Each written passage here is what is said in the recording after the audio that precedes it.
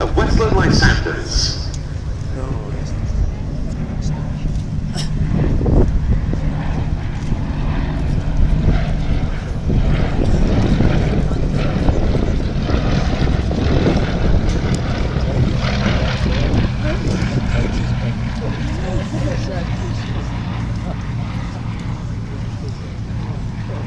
The Westland company came up with this high-wing monoplane with enormous undercarriage spats, a great deal of cockpit glazing to give the pilot and the observer a good view out.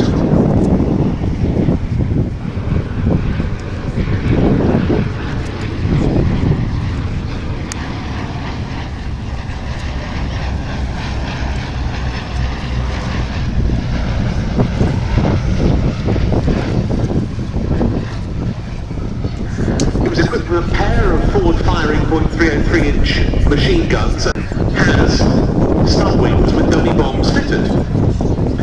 As to this incredible wing design, well, this was the result of experience in the Army co-operation role passed on by pilots. It helps give the crew a better field of vision from the cockpit.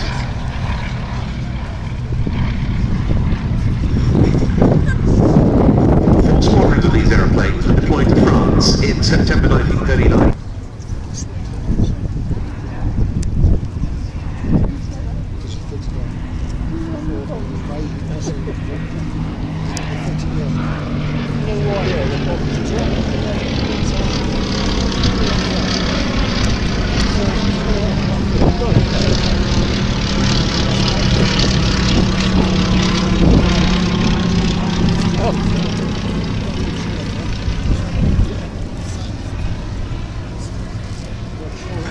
During the Battle of Britain, well, Lysanders from the Army Co-operation Squadrons were assigned to a provisional RAF Air Sea Rescue Service to try and pick up downed airmen in the Channel. The Lysanders would search for them, and rescue launchers and almost expected to see the invasion on its way before it would be picked up by the ground radar.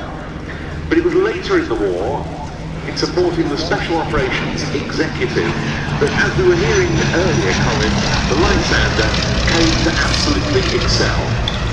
Yes, that's absolutely right. We think about the SOE, the Special Operations Executive, whose brief was to set Europe to France. Well, lots of them, many of them, were delivered by Lysander.